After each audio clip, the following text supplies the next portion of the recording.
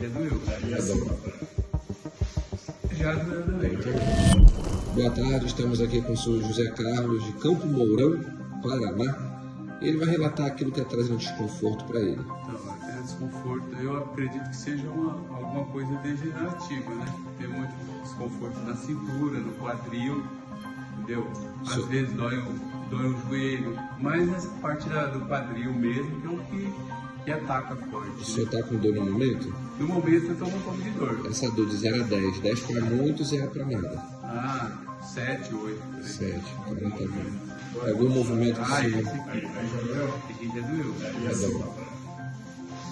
Já doeu também. Aqui doeu um pouco também. Não, dói mais tudo é coluna, tudo é na parte da coluna. Então, depois da sessão aqui,